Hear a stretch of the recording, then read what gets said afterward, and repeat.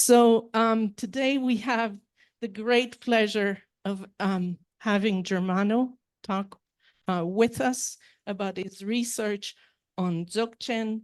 So just to give a little bit of information about David Germano, although many of you know him, I've quoted him in their papers. David Germano teaches and researches Tibetan and Buddhist Studies at the University of Virginia, where he is a professor as well as directs the Tibet Center. He has lived for years in Tibetan communities where he has studied Buddhist philosophy and contemplation and done extensive community engagement work. His personal scholarship has focused on the Great Perfection tradition and its many dimensions. So for over a decade, he led large-scale exploration of contemplative ideas, values, practices in relationship to scientific frameworks and creative application in higher education in service of facilitating student flourishing. I'm thinking, Sanjay, that might be a good reference for you for your paper, yeah? All right. Currently, he leads the Generative Contemplative Initiative, which explores contemplation as a generative human capacity with distinctive lexicon, grammars, and contexts, and considers how we can design better contemplative futures. And this is very pertinent for our education here, since we have a contemplative education. So thank you for coming and welcome. Yeah. Okay, well, thank you so much, Diane, for that kind introduction. And it's really great to be here today at Rangchung Yeshe.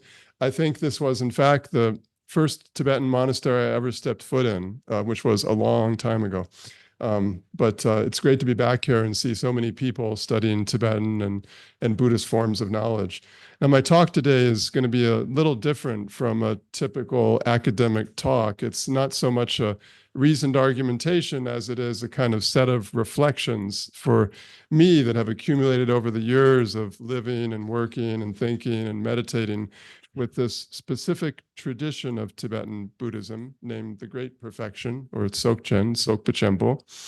And in particular, I'm just going to think a little bit about what it means to be a tradition, or what it means to be a life world in a particular tradition of Tibetan Buddhism. Sorry, this is going to be a little challenging for me because these controls are still sitting on top of my presentation. Sorry. I'm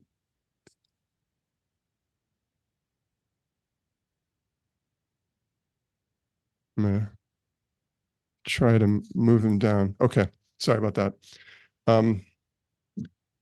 So we'll start with, what is the Great Perfection? What is Dzogchen? I know that people in the room run the gamut from those who know this very well and those who maybe know nothing at all. And so I'm just going to give you the briefest of orientations before we go way off the deep end for an, oops, I got to get my clock started so I kind of keep on time. Just a second.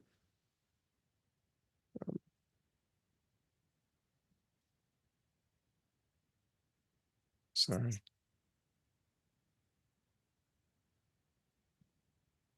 Okay.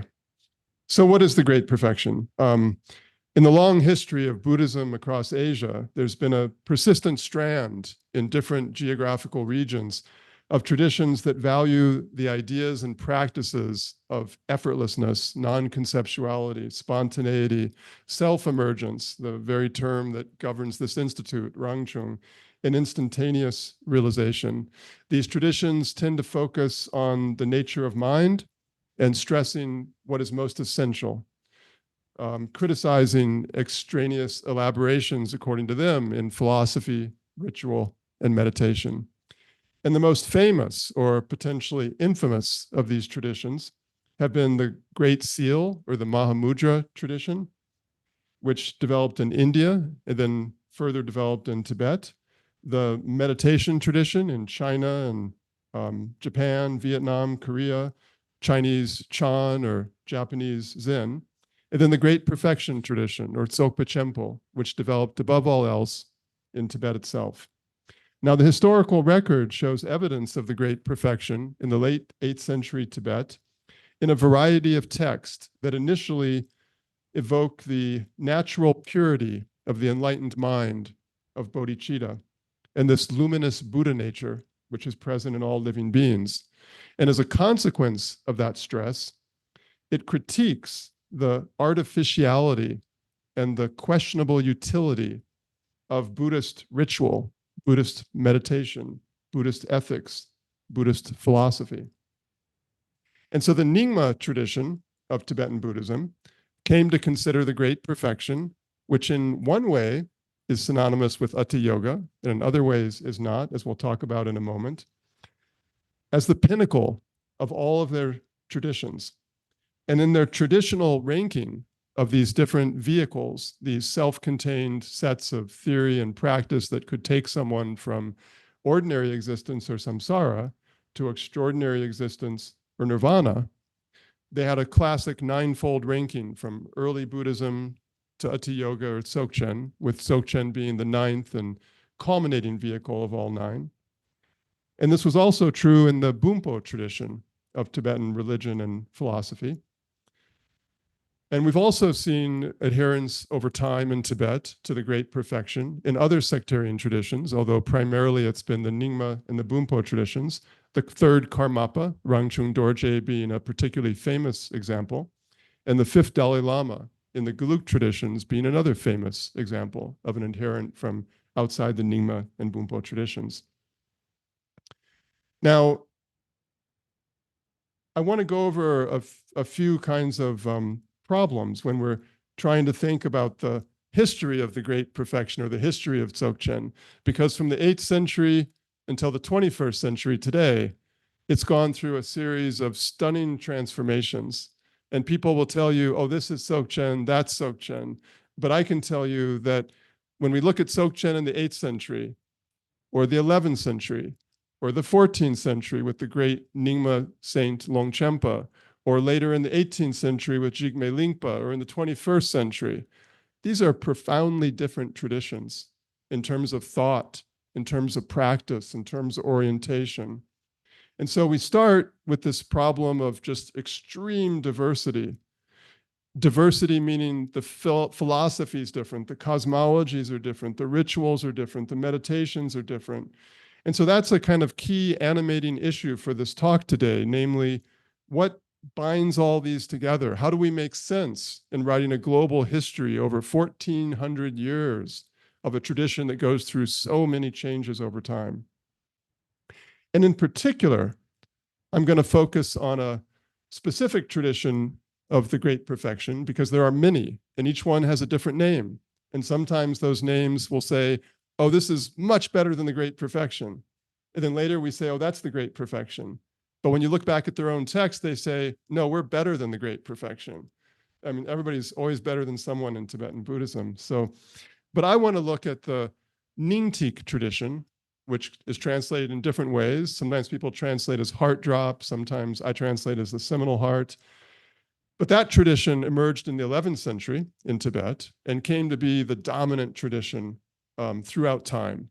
Even if you don't see the name itself, it dominates all forms of the Great Perfection by the 14th century and right into the present.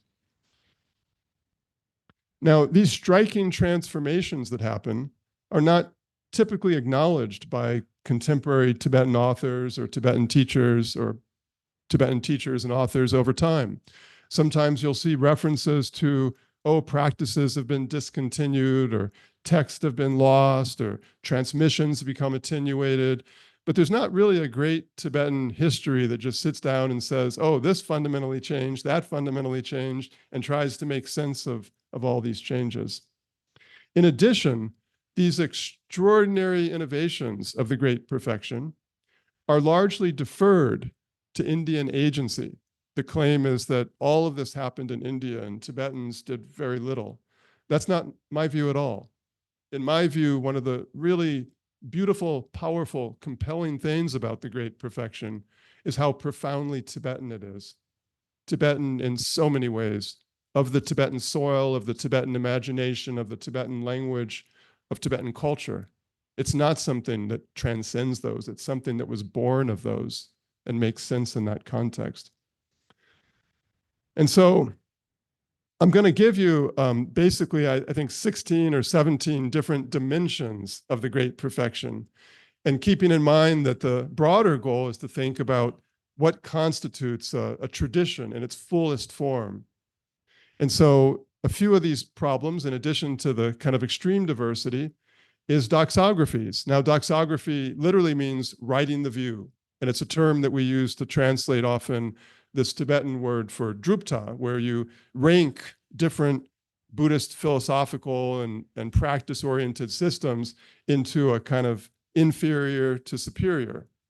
And so the Nyingma tradition has many different doxographies of different great perfection traditions. And I'm going to go through those in a second. And they have different names and they rank. They say, oh, this is the most important. Sokchen's the best, or Sokchen's inferior. Ati's best, but Ati's inferior. Yangti's better than Ati, et cetera, et cetera. So many different names.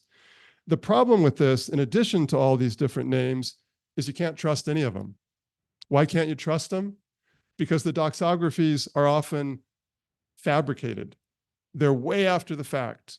They're like 3 centuries later, someone trying to make sense of what happened in the 11th century. Think about what's going on right now in the 21st century and someone in the 24th century trying to make sense of it.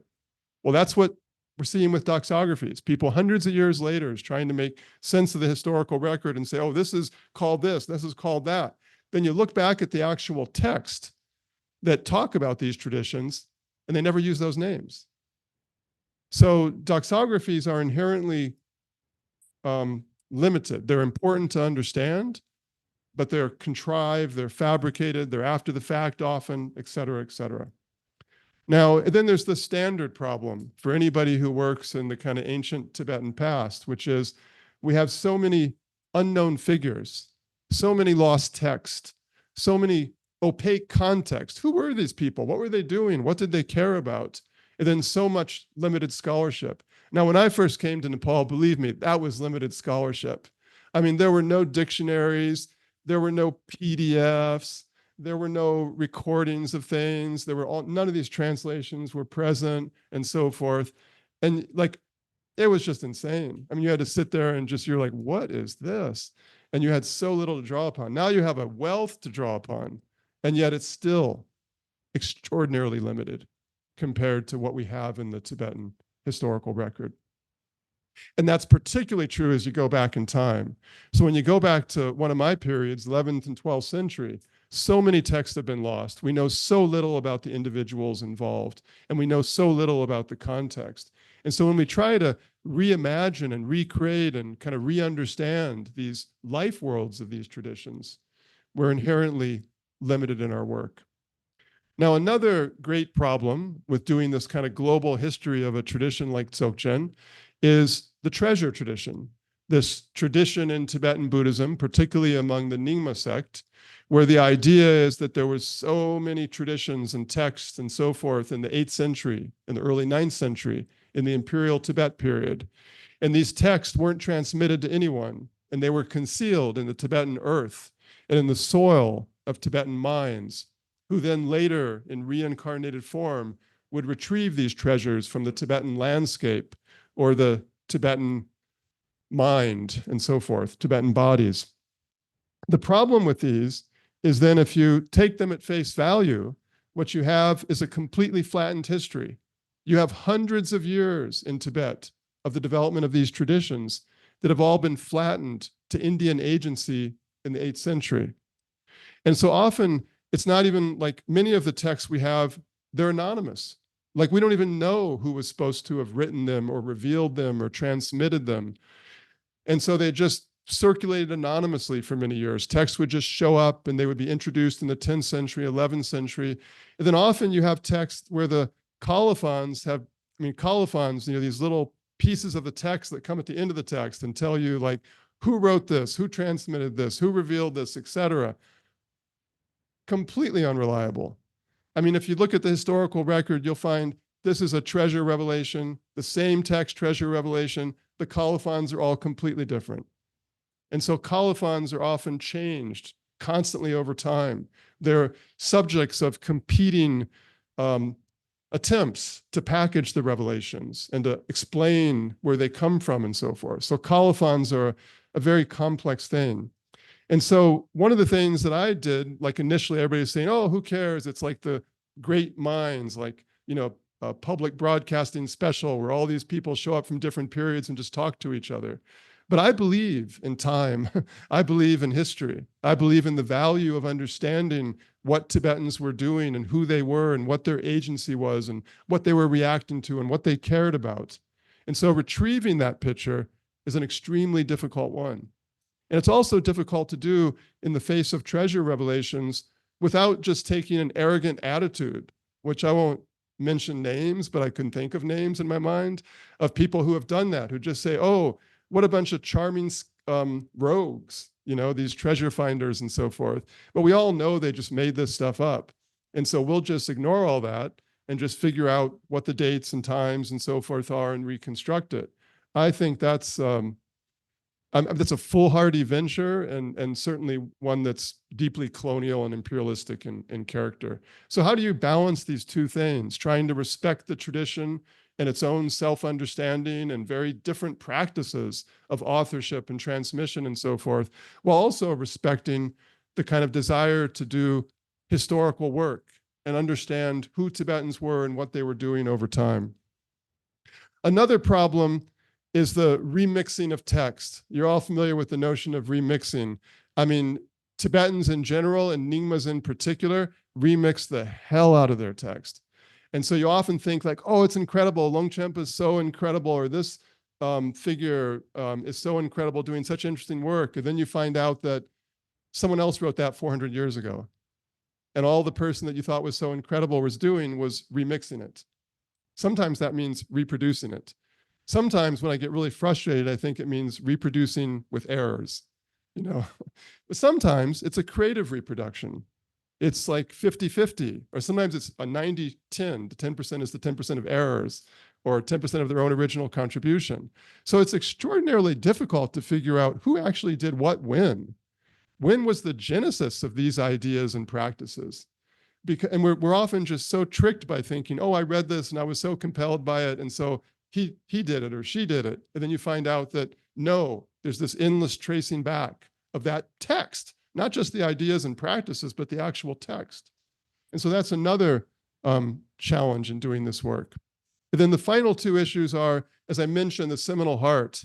I remember once a famous scholar told me, oh, you're such a seminal heart fascist or something, you know, you think everything about the great perfection is the seminal heart. And I was like, where do I start? It's because it's true. Because the seminal heart was born in obscure circumstances in the 11th century and completely took over the great perfection tradition. There is no great perfection tradition from the 14th century onward that wasn't touched and shaped and formed by it. So reconstructing that history. And then finally, there's external, gotta move this control again. There's external circumstances and influences. The Nyingma and the Bön traditions deeply intertwined with each other. Anybody who says otherwise, it's just ideology. I mean, when you look back at the historical record and you look at early Bumpo Dzogchen text and early Nyingma text, this is a single tradition, a tradition with differences for sure, but one that has profound sharing in so many ways of actual text, of practices, of ideas, of terms, and so forth. And the other one, of course, is Sarma, the kind of new traditions of Tibetan Buddhism in the 11th century, which are explosively growing and bringing all these new tantric ideas, which are deeply influential for the creators of Dzogchen, 11th and 12th century. They just don't acknowledge it. They don't say, oh, having read the Hevajra Tantra, I'm going to do this. And yet it's clearly exactly what they did. They looked at the Hevajra Tantra, the Chakra Samvara Tantra, the Kala Chakra Tantra, above all, an extraordinarily influential document for the Nyingma tradition, even though they never talk about it. And so there's all these hidden external influences that are happening as well. Okay. With that in mind, I'm going to ask this question over the course of the next, I guess, 43 minutes is what I have left, which is, what is a tradition? What is a life world? There are many different words we can refer to in Tibetan. There's words like luk, which means a system or a tradition, a guba, a lineage, a tekpa, a self-contained vehicle that takes you from samsara to nirvana, a chuluk, a system of dharma, a sect, a drupta, a tenet system, etc. Now, when you study philosophical systems in Tibetan Buddhism, like you often do here at Rangchung Yeshe, Madhyamaka, Yogacara, Abhidharma, it's very easy to be tricked into thinking, oh, it's just a philosophical discourse, and I can just understand the philosophical discourse. Oh, that's a completely diluted way to think. I'm so sorry. Like, all of these things are part of a broader life world, and that life world is complex and has so many different elements to it, parts of the body, of society, of cosmology, etc. And when you study the great perfection, it's very hard, i.e. impossible, if you actually know the language and study the tradition, to not see that that's the tradition. It's not simply the practices. It's not simply the nature of mind or some philosophical discourse. It's all these different dimensions. And that's really what my presentation is about. I'm going to give you, I can't remember, 15, 16, 17. If I don't get to the end, who cares? Because at 1 hour, I'm going to finish this talk. I'm going to go as far as I can. So first of all, we have labels of identity. The tradition calls itself something. It names itself something. And we're going to go through the different ways in which the Great Perfection tradition named itself, including not calling itself the Great Perfection. And these doxographies, these ways of creating different schemes about how the different sub-traditions are related to each other. Number two, part of that tradition of Tibetan Buddhism is the scriptural bases. What are the scriptures that they call authoritative? What are the literary genres that drive their textual creation? Number three, what are the lineages? What are the transmissions from divine Buddhas into a Lama today? And who are the primary agents, spiritual agents, human agents, non-human agents?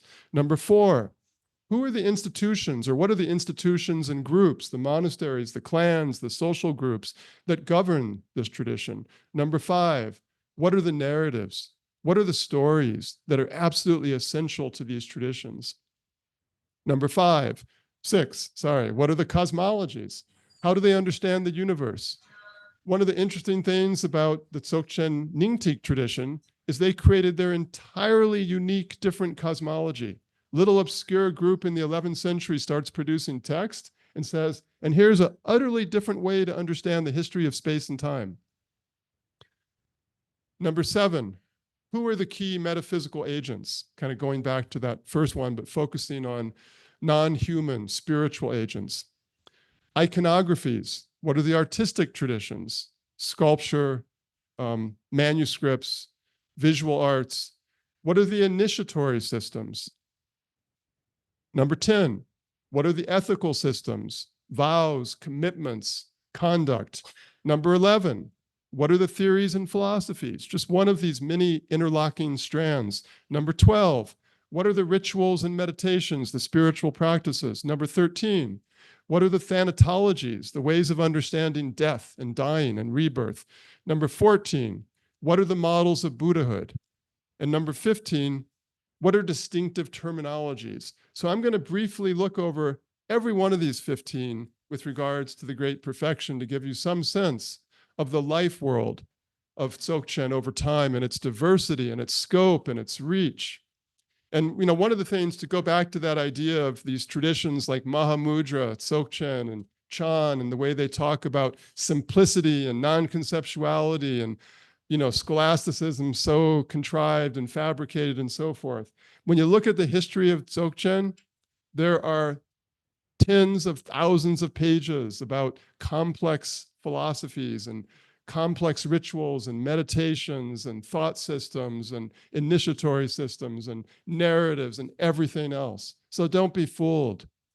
And so the question is not like, how can you just strip everything down to nothing, but rather, how do you navigate this complex tension between simplicity and complexity without being overwhelmed by complexity, and yet without just becoming this kind of threadbare, austere simplicity?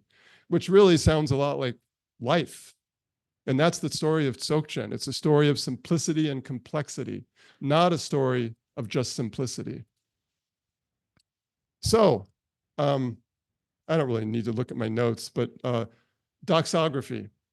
So Dzogchen, one of the many problems is it has so many different words that historically it was used to refer to itself. And so Dzogchen, Ati Yoga, for different traditions, they'll just say, oh, there's this tradition of something, and they'll put a person's name or a geographical region or whatever, or they'll often use the word series or cycle, and often they'll use the word vehicle. Like we often think the great perfection is just one vehicle, it's the ninth vehicle. Look back in the historical record, there were many vehicles. They would say, oh, the Dzogchen vehicle, the Ati vehicle, the Ati Yoga vehicle. And they would say, oh, this vehicle is better than that vehicle. And sometimes you're left wondering, God, how many vehicles do you need? Or were these vehicles even real? And sometimes it's not clear they were real, but sometimes it's very clear they were real. Real meaning people were actually transmitting them and they had distinctive text and distinctive practices. Now, the earliest tradition comes to be called the mind-oriented. It's this tradition of Dzogchen in the 8th century and 9th century that focuses more on the enlightened mind or bodhicitta or the nature of the mind. And it's not always totally clear what its practices are or what its constructive thought is and so forth. And its sub-traditions are generally called just traditions, like the Bodha tradition, or the Karma Yeshe tradition and so forth. But over time, in the 9th century, 10th century, 11th century, 12th century, Dzogchen goes through all these rapid transformations, and they begin to organize them as early as the 11th century into the idea of 3 series. The earliest tradition called the Mind series, the middle level tradition called the Space series, and the latest, the most complex cutting edge tradition, the one with the most incorporation of tantric ideas and practices and theories, the one I'm going to talk about today, called the Experiential Precept series. And within the Experiential Precept series, you have more phases of different kinds of Dzogchen, the outer cycle, the inner cycle, the secret cycle, the unsurpassed cycle. And the unsurpassed cycle is identified with the Nyingtik tradition. But all these others have their own scriptures, their own ideas, and you can kind of trace the historical development of these, and you can begin to see, what do they care about? What are they responding to?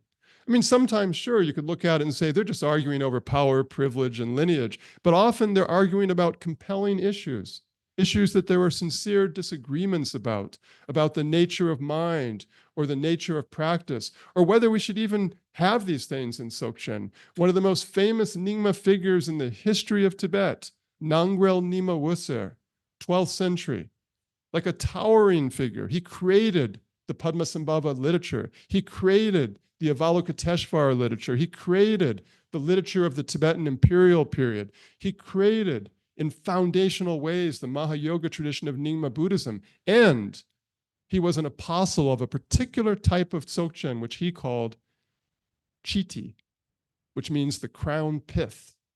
And for him, Dzogchen did not need all these complex meditations that are so dominant later on, did not need all these complex philosophical discourses. He was like, keep the blood and violence and sexuality and eroticism and meditative techniques out of Dzogchen. It wasn't that he was critical of them. I mean, he was a Mahayoga figure first and foremost. And so there was lots of like sublimation of violence and sexuality and death into these complex rituals and subjugatory practices and so forth. But he felt Dzogchen was something that should be kept clean of those. And yet other figures in the 12th century completely disagreed. And so there were compelling differences of vision. And so we have this other organization, a different organization, into Ati, Chiti, and Yangti, the 3 piths, which, as I said, Nangrel Nyima Wusser was a big advocate of the Chiti tradition in the 13th century. One of the greatest Nyingmapas, Guru Chökyi Wangchuk, was an advocate of the Yangti tradition. But it turns out that he was also someone who was secretly reflecting influences of the Nyingtik tradition. And then within these, there's also all these further complex ones. It's just a very, just the very shallow surface. The Brahmin tradition of Tibet, of Dzogchen, the Black Pith tradition, the Yangti Nakpo, which became very important later for the dark retreats and so forth. and so many others. It's just really endless. And again, the idea that they're all Dzogchen, that's a later retroactive fabrication that we make. In the time period, people were saying, no, we're not Dzogchen, we're this. And later we say, oh, it's all Dzogchen.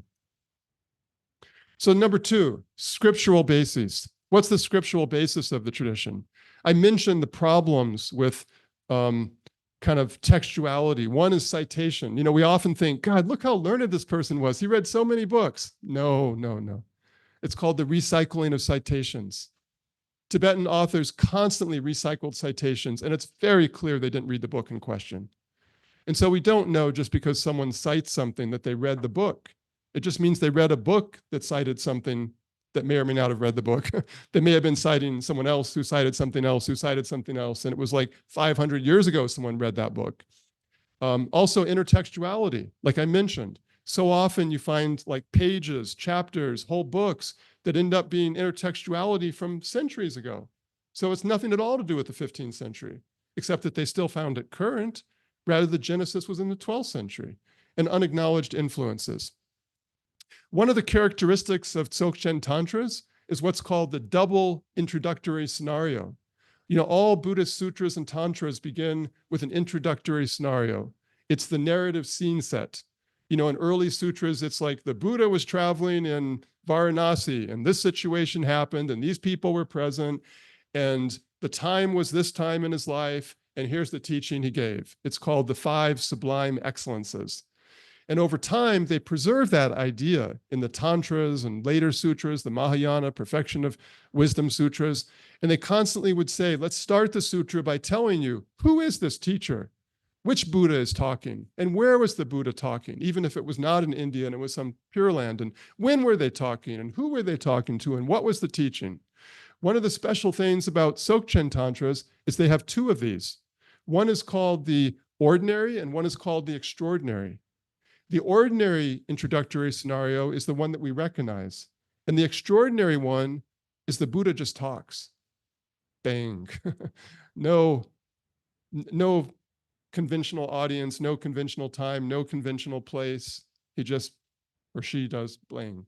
So they have both of these introductory scenarios, one of the literary genres. Now, the early tradition of the Great Perfection was collected together as the 18 Mind Series text.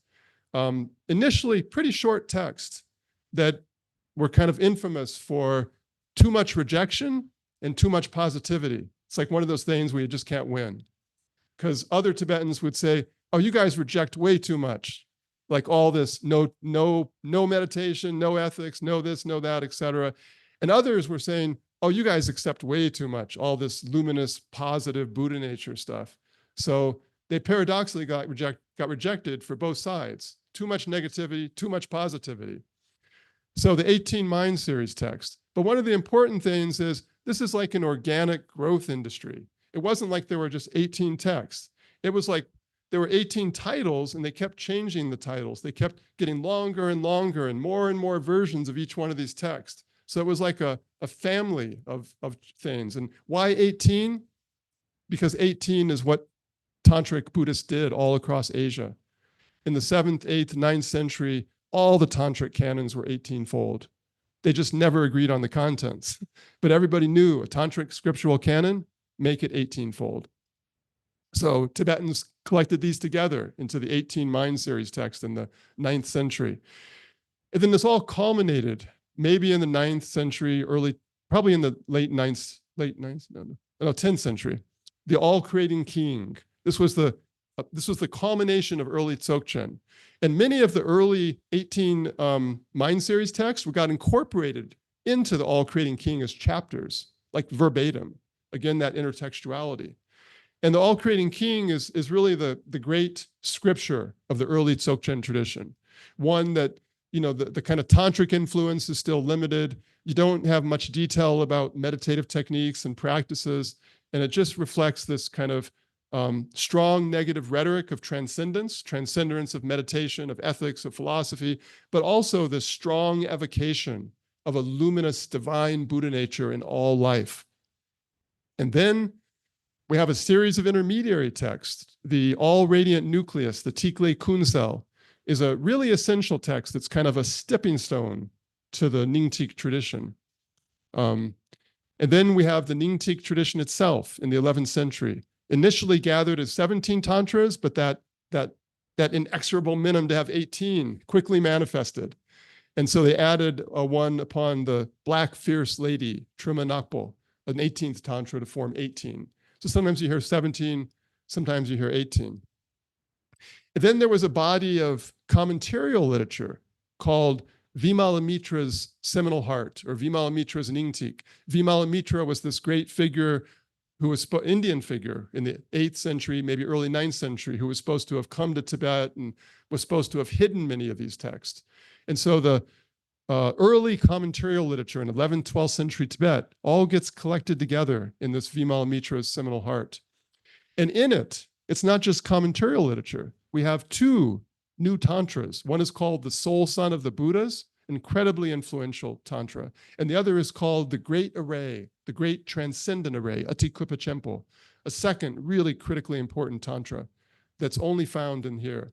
And you have this famous genre of Dzogchen literature called the Last Testaments, where Buddhas and saints will disappear in light. And then everybody's very unhappy. Oh, where'd you go? What are you doing?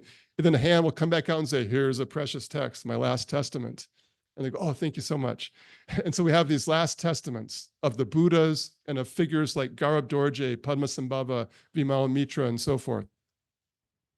And one of the governing literary genres of the tradition are the 11 adamantine topics. It's this scholastic, philosophical, incredibly powerful philosophical framework that I'll talk about shortly.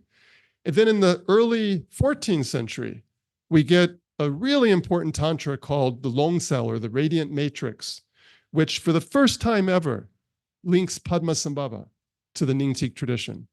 It's important to realize Padmasambhava had nothing to do with the Nyingtik tradition prior to the 14th century, zero. He's never referred to. It's only in the 14th century that suddenly it explodes.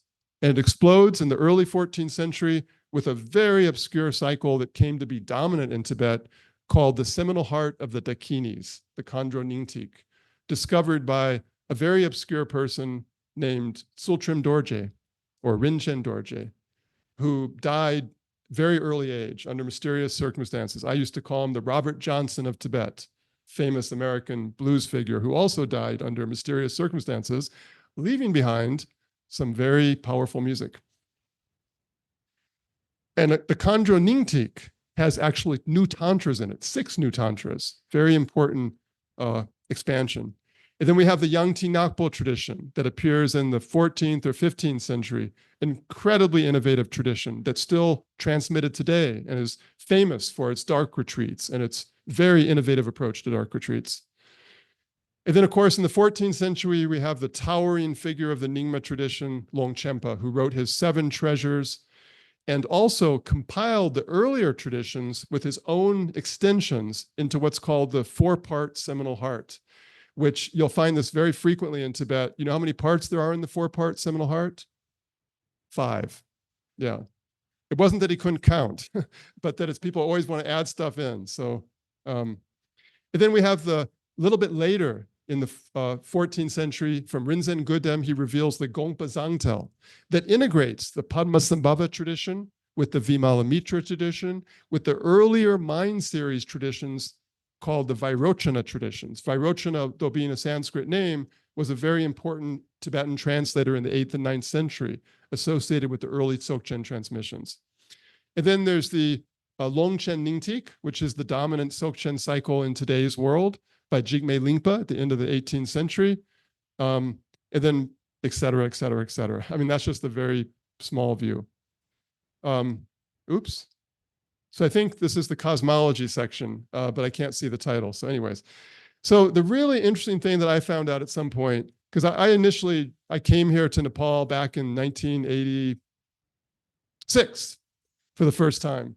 And the way I got involved with Dzogchen was when the first day I started studying Tibetan, which was the University of Wisconsin, someone had a book in their hands. And I was like, what's the book? And he said, oh, it's just this translation of this Tibetan text. And it turned out it was a translation of Longchenpa's relaxation into the nature of the mind. And so I picked it up, I looked at it for exactly 30 seconds, and I said, oh, that's what I'll study. And in fact, I did. So, it's always been like that. Just 30 seconds, make a decision, then stick with it. So for better or for worse. So for many years, I studied Dzogchen, and I thought it's about philosophy. It's about the meditation. I was really focused on those two things. And I spent years because there were no PDFs, I would lug like 100 pounds of books all across Nepal and India, then Eastern Tibet and so forth, trying to find these great teachers. And one of the things I gradually began to understand is how important the narratives are, how important the cosmologies were. That in fact, when Dzogchen Nyingtik emerged in the 11th century, they spent hundreds of pages articulating a totally different understanding of the world, of the names of places, the names of world systems, the epochs of time, what happened from eon to eon and so forth, like an entire cosmology fully articulated in the 11th and early 12th century. And one of these is a story, which I'll briefly get to, about the presencing, like when you start from what they call the ground of being, which is the nature of reality, and reality unfolds. It unfolds in what's called the ground presencing, the ground appearancing. And the manifestation it takes form in is Pure Lands, enjoyment body Pure Lands, of the Buddha's enjoyment body. And so you have this vision of a cosmology where the reality body Pure Lands are in the top in the cloudless sky. Across the horizon are the enjoyment body Pure Lands. Below that are the emanational body Pure Lands, the Nirmanakaya body Pure Lands. Below that are the 6 realms of samsara. And this is the beginning of the universe. It's how the world reality unfolds. And we'll get back to that in a second, but that's another vision of this cosmology. The seminal heart cosmology I'm talking about is far more particular, far more quirky and unique and detailed, with names and places and so forth. And part of that is it articulates in the 11th and 12th century these 13 world systems in which Dzogchen manifest that have these precious dust. Like the surface of these worlds is coated by gold dust and turquoise dust, which is this word tel. And there's also this idea from the Avatamsaka Sutra, where Vairochana has this vast cosmological body. And this vast cosmological body, in his hands, he holds 25 world systems stacked above his begging bowl. And the 13th, I think it's the 13th, is our world system. And that's something embraced by the great perfection tradition. And then, of course, there's these Pure Lands, and there are specific Pure Lands that are unique to the Dzogchen Nyingtik tradition. And this is just an image of a kind of, Pure Land with Amitabha. And then another part of the cosmology is Dzogchen is so deeply bound up with the treasure tradition. And, we focus on the treasure tradition as about Padmasambhava and Vimalamitra and all these miraculous stories of them hiding treasures in the 9th century, 8th century in Tibet, and how people reveal them and so forth. But it's really part of a much deeper tradition in Tibet, a tradition in Tibet that you find reflected in nomadic communities, in ancient wedding rituals all across Tibet. Namely, land is agentive. It's something shared by Tibetan culture with other indigenous cultures all across the world. The idea that the land is animate, that it's water, that it's forest, that it's mountains are things we can speak to. And there are treasure traditions way outside the Nyingma tradition that have to do with shidoks, with sovereign mountain deities that own communities and that communities speak to and that leave treasures for them. So that's the cosmology. That's the framework in which these things are happening. And there are so many pre-Buddhist cosmological references in early Dzogchen Nyingtik.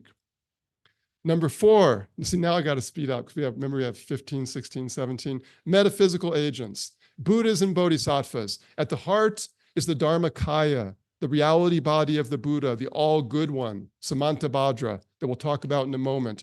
The enjoyment body manifestation of the Buddha, the primary one, is Vairochana in his cosmological form, where he's vast and cavernous and billions of worlds are arrayed in his begging bowl and in the pores of his skin.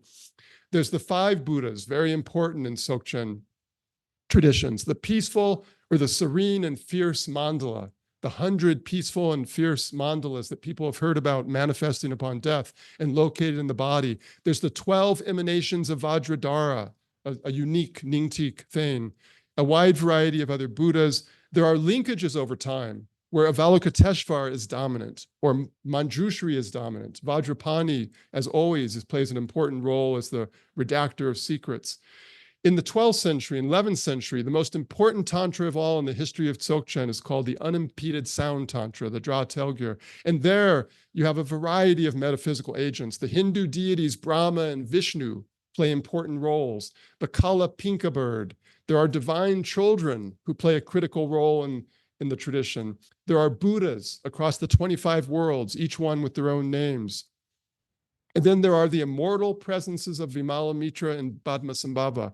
One of the unique doctrines of the Dzogchen Nyingtik tradition is that people can transcend death, not disappear in rainbow bodies, but transfer their body into what's called the great transference body and just persist as presences across time and space. And Vimalamitra and Padmasambhava are said to be two such people, which means that when people have visions of them, they're actual visions of continuing agency, not simply recollections of the past or something from a Pure Land that's distant. And then you have, of course, the Kinis, female spiritual figures that play a very critical role. Early on in the 11th century, we have the Black Fierce Lady that forms the 18th Tantra. In the 13th century, we have a gender revolution of types where the seminal heart of the Dakinis focuses on women, focuses on women's prerogatives and privileges, and makes the Yeshe Tsogel in the past as a critical figure, or Lacham Pema Sel, this figure of the Emperor Trison Detsen, who is the person who actually gets the transmission from Padmasambhava of the seminal heart of the Dakinis, and then remanifests predictably as a man in the 14th century and reveals it. It then gets reincarnated again as Longchenpa himself. And then you have the treasure guardians. These are the three great treasure guardians of the Nyingtik tradition: Dorje Lekpa, Ekajati, and Rahula. And then there's the warrior god Gesar of Ling, who my 4-year-old son, who can't be here today because he's sick, he loves Gesar. He knows all the Gesar episodes and generals and everything. But I haven't told him that in the 19th century, Gesar gets Dzogchen. And so there's this very famous episode from the 19th century called the Hell episode, where Gesar goes to hell, and it turns out it's all about Dzogchen. So metaphysical agents. Number 5, institutions and groups. We have individuals, like you have the Rong tradition, the Long tradition, Rongzom Chuki Sampo in the 11th century, Longchenpa in the 12th century. We have clans that maintain Dzogchen traditions. The most important early clan in the 11th and 12th century was the Zur clan, very prominent Nyingma family back then. Then you have geographical traditions. They'll say, oh, that's the Eastern Tibet tradition of Dzogchen, or that's the Central Tibet tradition of Dzogchen. You have tantric priest family lineages where spirituality is like a biological charisma that goes from the father and mother to the son and daughter. And you have yogis, which is called kusulu in these early traditions. And so prior to the 14th century, and even in the 14th century, Dzogchen is first and foremost not a monastic tradition. That, of course, changes dramatically over time. And then there's, of course, issues with gender that we could talk about. But then there's also monasteries that increasingly over time get more and more important in central Tibet and eastern Tibet. But in the early time, monasteries are not key players in the 11th century, 12th century, much less before that. And then you have the treasure traditions, like the northern treasure traditions. So these are all kind of corporate entities in a way that play important roles in the great perfection tradition. And then you have lineages. The Dzogchen Nyingtik tradition famously articulated in the 11th and 12th century this notion of 3 transmissions, that the Buddhas transmit from mind to mind with no words, no symbols, that the great Indian saints, the so-called Vidyadharas, or the awareness holders, that they transmit through symbols without elaborate words. Then finally, you have the Tibetans who transmit, verbal instructions, speech to ear, and so forth. And it starts with Kundu Sampo, the original Buddha, the primordial Buddha, although he's not totally primordial because he has a career. It's just very short. It's like 3 seconds short. The world manifests, there's a manifestation, there's an incipient cognitive capacity to reflect, and he's like, yeah, okay, oh, recognize, done, liberation. That's his career. but it's a career nonetheless. He's not really a primordial Buddha in the sense of he was there at the beginning of time. He was there at the beginning of time originating, but it took him a couple of seconds to fully grasp the results. So they say he's the Buddha who became a Buddha without doing the slightest bit of good. Cosmological Buddhas, I mentioned the Vairochana Buddhas, they're called the overflowing ocean bodies. And it's not just Vairochana. Every great Buddha has an overflowing ocean body where they appear like in vast form and they host galaxies and cosmos in their bodies. The 12 emanations of Vajradhara, the three sources of the teaching, very famous one in the 11th century, 12th century. This is the idea that Dzogchen emanates not from Buddhas, but from a statue, a book, and a Vajra that fly around the universe, emitting out the great perfection in a variety of forms. So much to say about that. And then there's these great Indian saints. This is the core Nyingtik lineage in India. Gaurab Dorje started it, Manjushri Mitra, Sri Semha, Jnana Sutra, and then Vimal Mitra. And then the Tibetan Vairochana, very important for early Dzogchen mind traditions. And then later, by the 14th century, we get Padmasambhava, Yeshe Tsogel, Lacham Pemasel, and his 25 disciples reincarnating become dominant. And they're relevant to Dzogchen in the 11th and 12th century, but not the Nyingtik tradition. It's the 14th century that they get associated with the Nyingtik tradition. And then, of course, again, we have these Dakinis and these land-based spirit guardians that play really critical roles as custodians of the tradition. And then a variety of Tibetan transmissions over time. So narratives, it's going to get a little repetitive. The primordial Buddha, Kundu Sampo, that when out of nothing, something comes. In that moment, Kundu Sampo is this, they say, one ground, two paths. The one ground is the ground of reality. The two paths are that when that ground manifests into these divine appearances, there's two pathways that open up, recognition and non-recognition. If you recognize as self, you become liberated. That's the path of the all good. If you fail to recognize, that's the beginning of samsara. The cosmological Buddha narrative, the 12 emanations of Vajradhara narrative, this idea of there's a long story about how the Dzogchen traditions rise and fall in different world systems, goes on, very complicated passages. The three sources of the teaching I mentioned, this idea that saints disappear in light, disappear in rainbow-colored light, just vanish, and then leave behind a last testament. Really important narratives that they extend over and over time. They write more and more variations of this. The concealment of revelation of treasures, such an important narrative. Indian and Tibetan prophecies, the writing of life stories, but also the prophetic indication of these lives. I don't know what's down there, sorry. I can't see it. Let's see. Oh, the end of time. And then there's a story about, in Dzogchen, about the end of time. So there's a story about the beginning of time. How does the world begin? How do we go from nothing to something? There's a whole elaborate story about it. And there's an elaborate story about the end of time. What is the end of time? You may have wondered this. All these Buddhas, all these Bodhisattvas, so skilled, working so hard for so long, don't they ever finish? Don't they ever liberate every single living being? Well, in the Dzogchen tradition, they do. And so what happens? What happens when the final Buddha liberates the final sentient being? And they tell a story that when that happens, all the emanation bodies swirl into the enjoyment bodies of a Buddha. All the enjoyment bodies of the Buddha swirl up into the reality body of the Buddha. The reality body of the Buddha swirls up into the expanse of reality, the Dharma Dhatu. And then the Dharma Dhatu swirls up into primordial knowing, Yeshe, Jnana. And then they say Yeshe Bashik, all there is primordial knowing. And it stays that way for a long time. And you know what happens?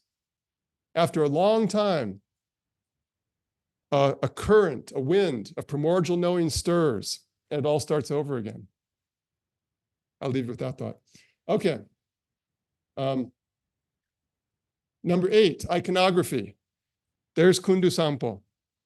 There's the mandala of peaceful and wrathful deities, the wrathful up above, the peaceful below, with Kundu Sampo at the heart. There's Yeshe Tsogel, the 8th century Tibetan figure who plays such an important role in the 14th century Khandro Nyingtik. There's a Padmasambhava-centric Longchen Nyingtik assembly tree representing the tradition. And here's the great Indian figures, Garb Dorje, Sri Simha, Vimalamitra, the succession of lineages in India. And here's some of the great Ekajati and the kind of lion-faced guardian figure. And then cosmological figures. This is Vairochana's body with the worlds of existence written on it. And then meditation murals. This is the great meditation mural of Dzogchen practice and vision that's in the Lukang temple behind the Potala Palace in Lhasa. And these are manuscripts that show the various details of visionary presences in these practices. And these are the assembly trees of preliminary practices that later became so important, showing the different lamas and deities and so forth that you visualize and prostrate to. So initiations. Now I really have to watch the time. So initiations, I definitely want to do this one, then I'm just going to start skipping. So in tantric initiations, you have 4 great empowerments, ultimately. There's the vase empowerment, the secret empowerment, the wisdom empowerment, and the word empowerment.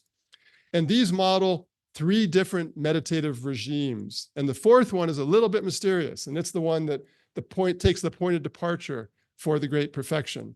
And so you find these 4 empowerments, but in the early Nyingtik tradition, you find a totally different initiatory system that has nothing to do with empowerments, nothing to do with these empowerments that you find in every other Buddhist tantric system.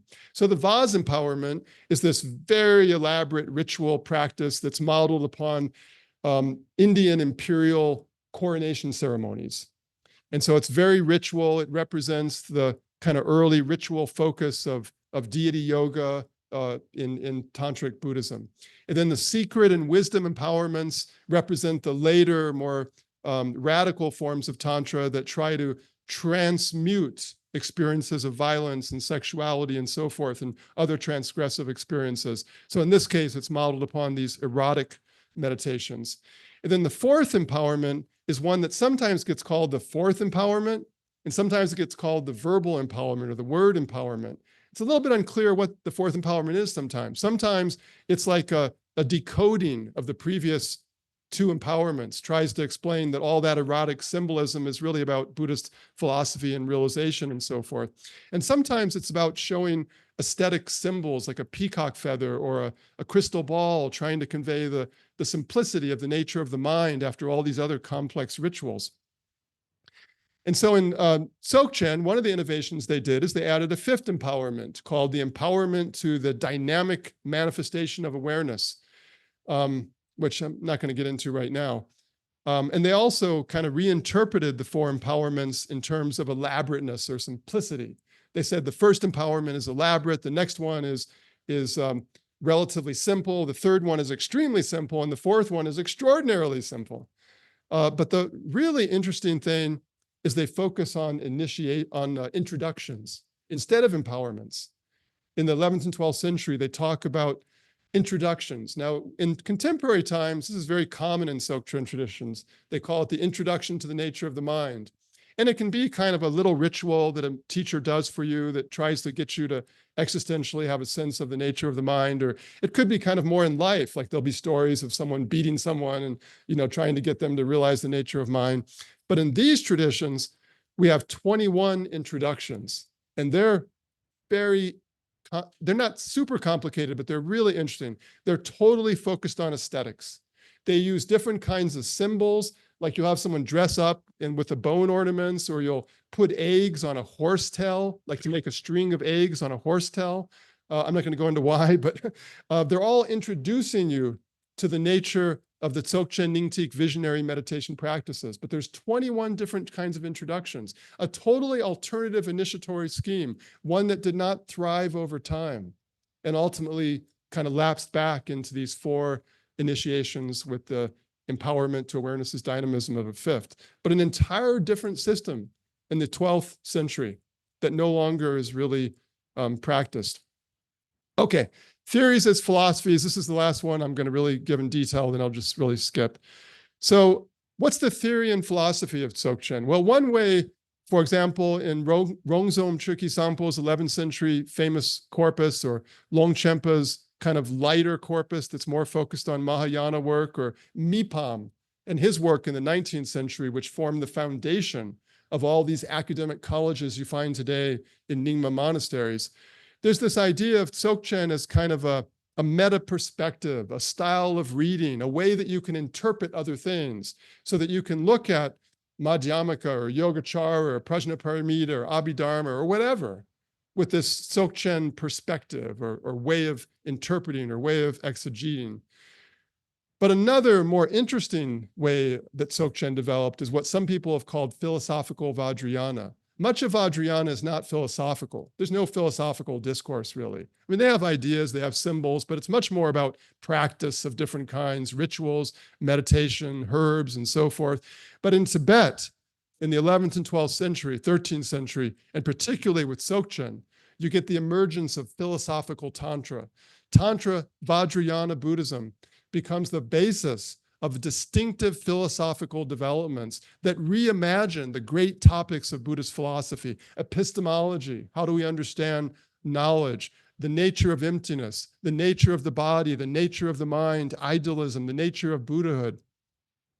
And in particular, in early Dzogchen, it's very elemental. You cannot understand early Dzogchen without understanding earth, water, fire, space, and wind.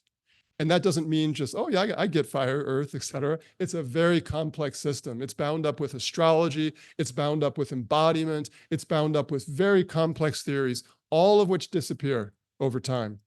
But in the 11th and 12th century, you cannot understand Dzogchen Nyingtik whatsoever without it.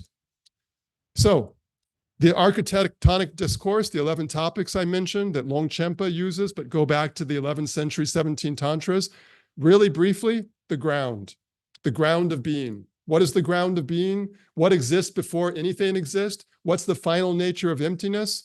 It's Buddha nature and emptiness. But Buddha nature is threefold. There's the Dharmakaya, the Sambhogakaya, the Nirmanakaya, which are called the empty essence, the radiant nature, and the pervading compassion. That all three of these are coterminous. Emptiness is not more important than radiance. It's not more important than compassion. All three of them inhere in the fabric of the universe. And the fabric of the universe is inherently dynamic. It's effervescent. It's constantly, perpetually erupting in manifestation. And as it erupts, it's a divine manifestation of these pure lands. And yet two pathways open. Because once you get manifestation, you get the possibility of error. And that's the second topic. If you don't self-recognize all these appearances, you have ignorance, and ignorance is the error. It's the error that's the basis of samsara. It's the basis that unfolds into human or into the agency of life. What is the agency of life, otherwise known as karma? It's acceptance and rejection. We create false boundaries of individual selves, of collective selves, through rejecting certain things and accepting other things. We do it biologically, we do it emotionally, we do it cognitively, we do it socially, and so we construct samsara. Despite that, there is a pervading divinity. The Buddha nature remains throughout all forms of life, even in samsara, even in cyclic existence, even under the conditions of ignorance. And it is not inert. It is effervescent. It is constantly, dynamically manifesting in our body every single second of our lives. That's the Dzogchen tradition. Where is it located in the human body? And so they tell a story that the Dharmakaya is present in the heart of all living beings, this nucleus of awareness that is empty and essent, radiant in nature, pervading in compassion. And that nucleus of awareness manifests in the heart as 42 peaceful deities and 58 wrathful deities in the brain. And it's perpetually pervading us, despite our failure to recognize it. And there are channels through which it courses in the body. We have bodies of light every second. And there are, that's my stop, so I have to wrap up. And the gateways are the sensory gateways of our ears and eyes through which this flows into the external domain through which we experience it. And there are unique contemplative practices, not contemplative practices that involve kind of fabricated, contrived, I must do this script, this, and so forth, but Rangchung Yeshe, the name of your institute, self-emergence. How do you let this inner luminosity that you're not aware of, that the tradition tells you is constantly effervescent, constantly manifest dynamically, how do you become aware of it? What does a practice look like when visionary self-emergence is at its core? And then there's the story of signs and measures, because if your meditative practice focuses less on techniques and more on unfolding experience, you need signs and measures to help you know, like, am I going in the right direction, in the wrong direction? And then there are the story of death. How is dying and death, the intermediate phases, how are those opportunities for recognition? Because in death, the same thing happens that happens at the beginning of the world. In the dematerialization of our body, our inner Buddha nature manifests, and we see peaceful and wrathful deities in the moment of death and in the successive days. And if we recognize, like Kundu Sampo, we can become liberated. If we fail to recognize, that begins to recede, and we slowly begin to recreate samsara, and we're reborn. And finally, the nature of the Buddha, which, oh, I got to get that there. Okay. And then the last part of this, if I can get this to showing there, is when I say Buddha nature is active, it's active in every single system within its philosophical structure. It's active in the origins. How does the world begin? The nature of reality is a divine Buddha nature that manifests because a current of primordial knowing stirs.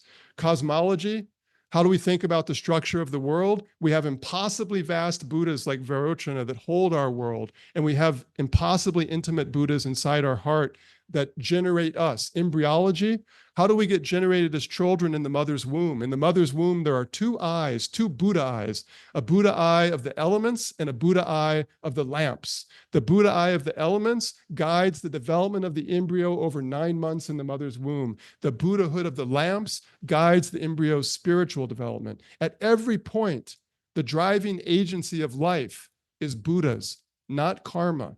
Karma is secondary. Endurance. Once we're born, our minds, our psychology, our bodies, physiology, our epistemology, how we know the world. In each one of these cases, the driving agent is Buddhas. And finally, soteriology. How do we become liberated? Not through our kind of minds that conceptually map out a system and say, do this and do that, follow this technique, but to create the conditions for the inner deep nature of our mind. The nature of our mind is not emptiness. The nature of our mind is empty in essence, radiant in nature, and dynamic in care. The deepest nature of our mind is dynamically, spontaneously active constantly.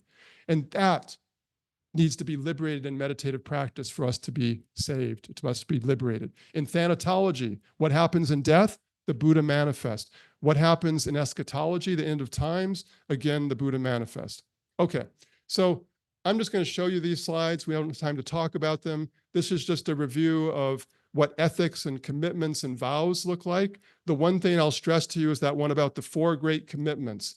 Longchenpa, one of his greatest works, is called The Treasure of the Abiding Reality, where he structures it on 4 great commitments. You know, this word commitment or samaya is the word that's used in tantric practices about the ethical obligations that are triggered by being initiated into a mandala, like a commitment to the deity, a commitment to the teacher, a commitment to your fellow brethren. He says there are 4 great commitments, and those are the commitments of reality. They're the commitments of reality to us and the commitments we have to fulfill to reality. And what are they? Absence, simplicity, singularity, and spontaneity. And he structures the entire book on this, an extraordinary book. Spiritual practices, you know, I could just talk forever about that, but these are just a little picture of the broad variety of spiritual practices that govern the early Nyingtik tradition that focuses on self-emergence and sensory experience.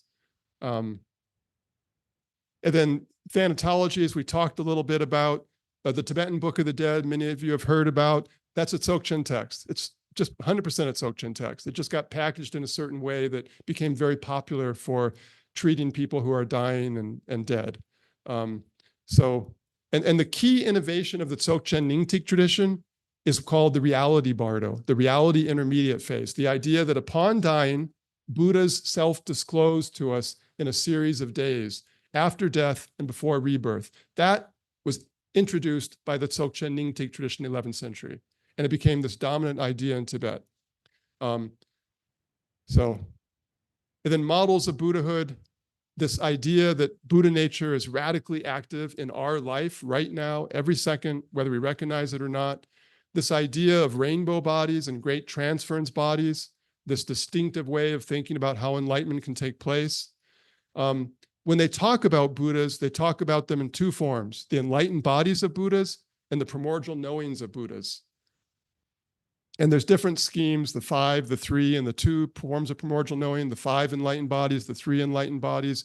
There's the Samantabhadra, that story. There's the cosmological Buddhas. There's the serene and fierce mandala, the 12 emanations of Vajradhara.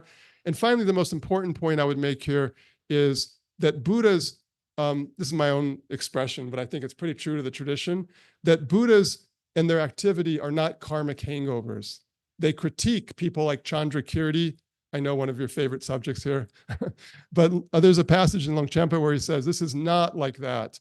Because what he says is that often in Mahayana Buddhism, they depict Buddhas as if the only reason that they do anything to help living beings is because before they became a Buddha, they made lots of prayers. Like, all these prayers, like I pray to say, help liberate all living beings and so forth. And there's this karmic momentum that survives into becoming a Buddha and just drives you to work towards others. Or they have these relationships with other people who still suffer in samsara, and their suffering elicits the presence and the activity of a Buddha. That is not the Dzogchen Nyingtik tradition.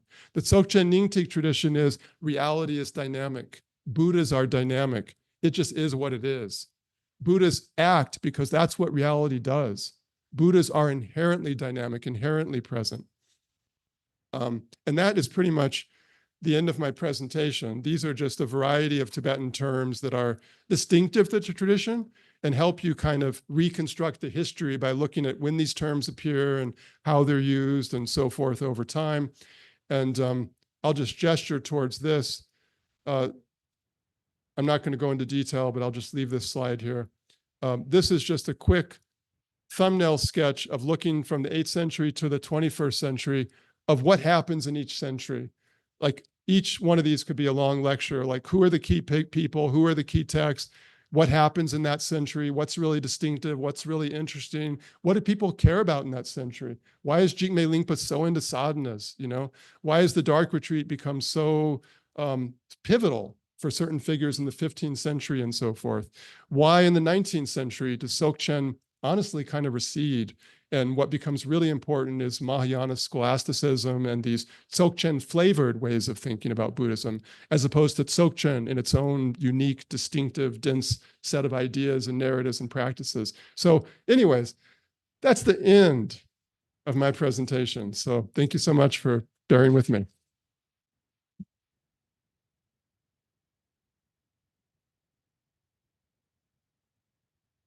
So are you in for questions? Yeah. Yeah.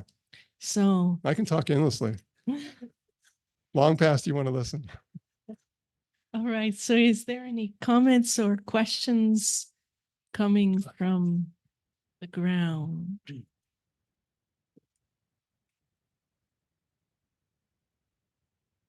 There's one behind you.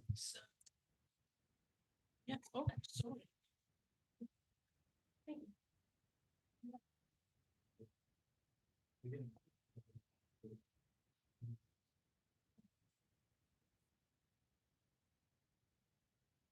Hello.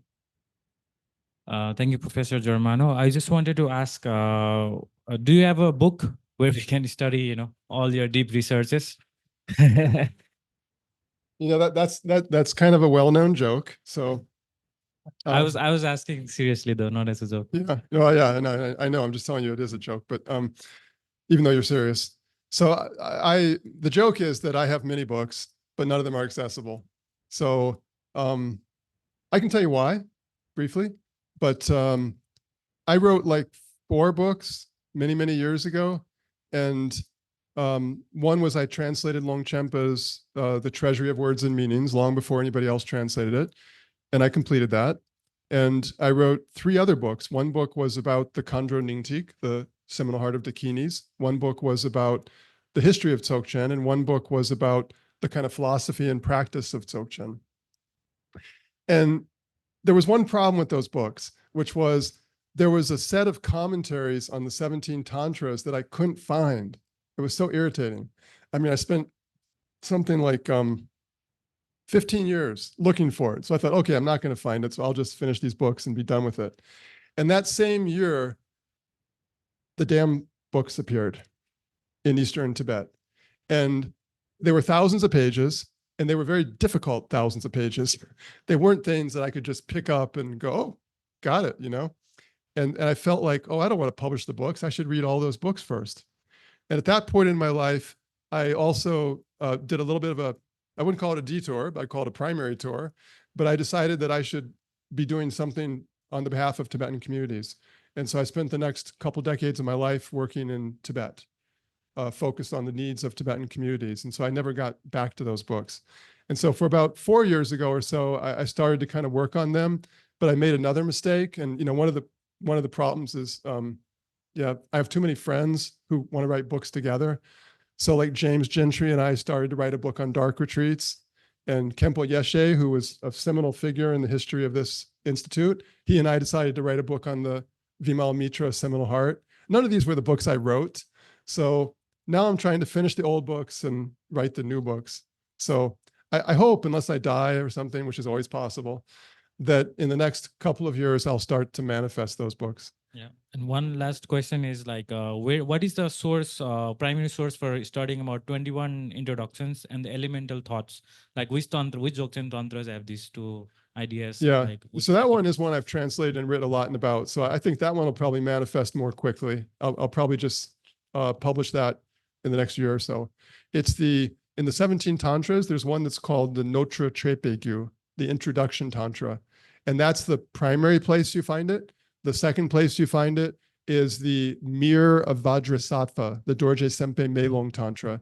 And then you find extended treatments of it in Longchenpa's Teikchoktse, his Treasury of Supreme Vehicles. And you find it in a few other places too, but in the Lama Yangtik, there's a text on it as well of Longchenpa.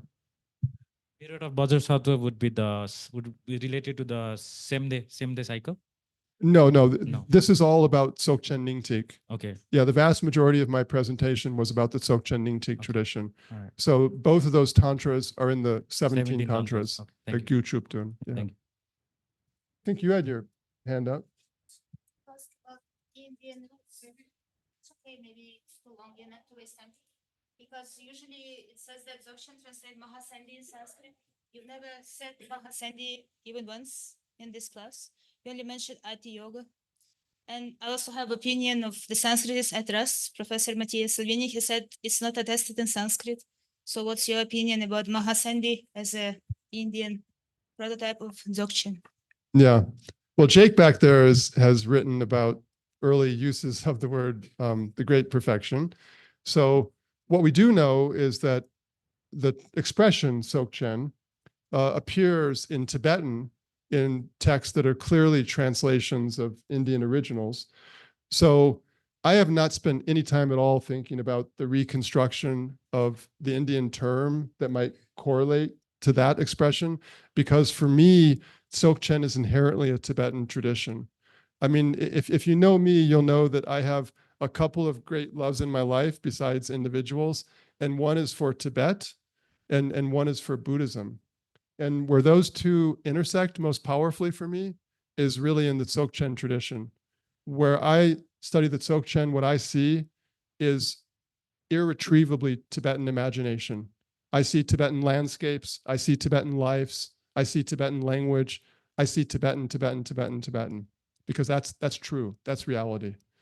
And now at the same time, I remember once at the American Academy of Religions many years ago, I gave a talk that was a little bit in that 9 context in which Buddhahood is creative that I told you. I gave a talk like that. That paper is actually published in a book called Living Treasure, so you can read that. But I gave that presentation, and a dear friend who's a senior figure in, well, I'll tell you who it was. It was Jose Cabazon, who was one of my oldest friends in Tibetan, Buddhist scholarship.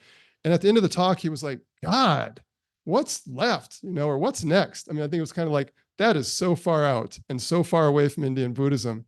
I mean, I thought that was kind of what he was saying. And that's a very common reaction. And I think it's totally untrue. This tradition is so deeply indebted to India, to Indian Buddhism. We don't have to think about Taoism or Kashmiri Shaivism or high altitude living in Tibet or something to understand where this synthesis I've told you comes from. If you really understand it deeply and you look at India in a different way than we often look at Indian Buddhism, I think you will see that this is a natural extension and sophisticated reimagining of fundamental Buddhist forms of practice, philosophy, narrative, etc., that are all over Indian Buddhism. So for me, on the one hand, this is fundamentally, foundationally Tibetan, but it is a Tibetan way of thinking about Indian Buddhism. And that's to me just so clear when you read the materials. And so when people think it's just like so crazy, what that really tells us is the impoverished way we've understood Indian Buddhism. That's the core. So that's not a good answer to your question, but that's the answer I have.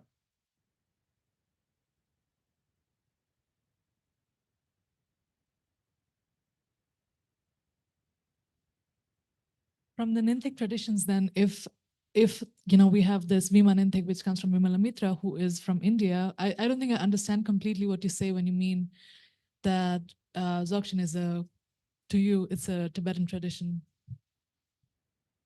Well, this is where I get in Like, the trouble. whole lineage comes from. Yeah.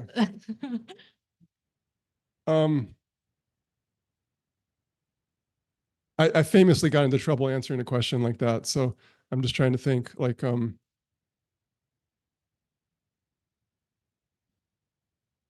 know, there are some things that are very hard to say across cultural boundaries. And one of those is almost inevitably going to be about religion. And so most people here are deeply interested and committed to Tibetan Buddhism and Tibetan forms of knowledge and so forth. And I applaud that. I am deeply committed to Tibetan forms of knowledge, Tibetan lives, both historically and in contemporary times. But that doesn't mean that I don't have my own mind and my own sensibilities and my own thoughts.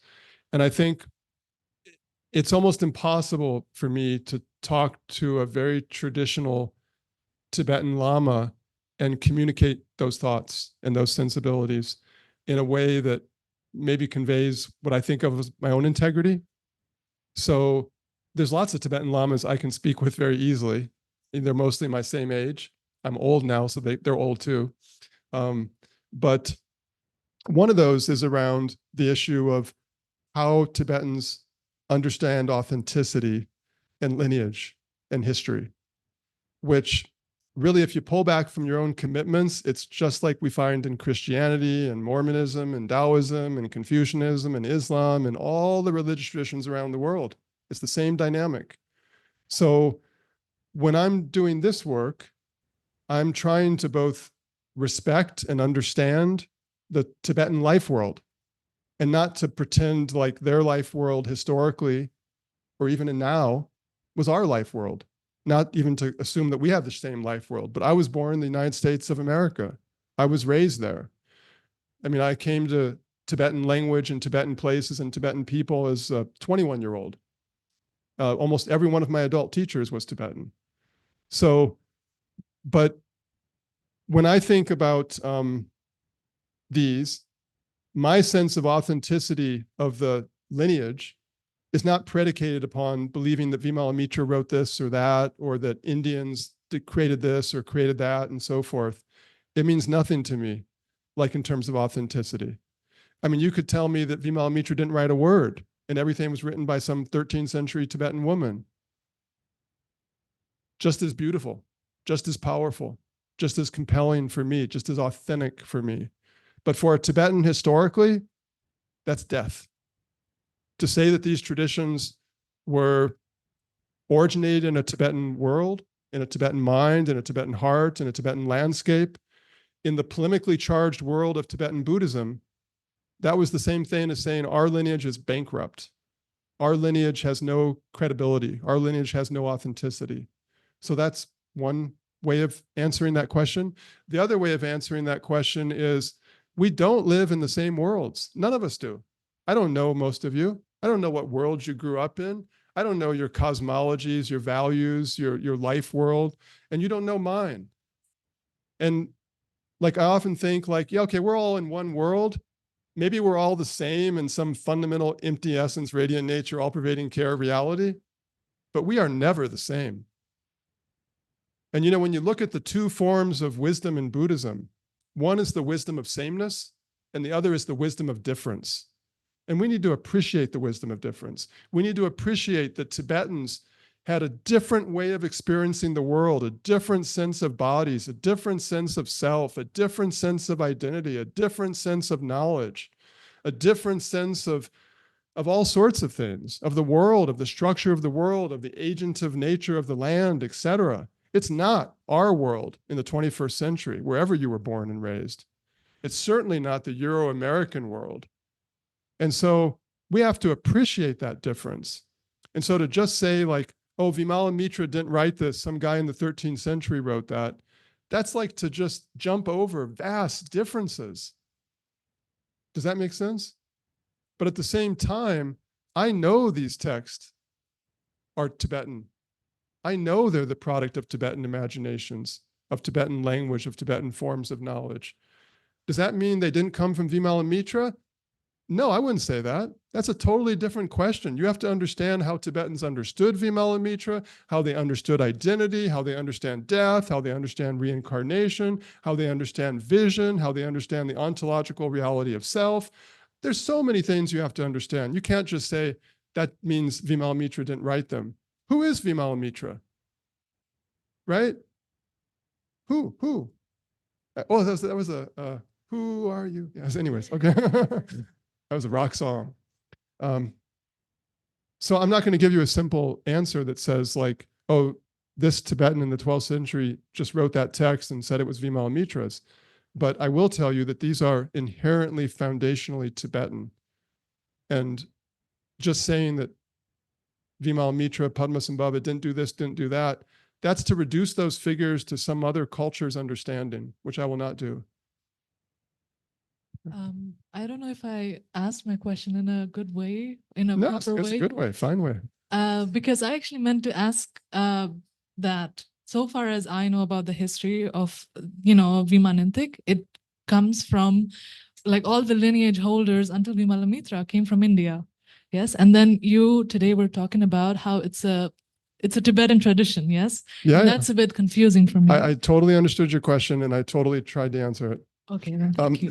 Let me give you a different person's answer, and maybe you could think about it afterwards and contrast it to my answer.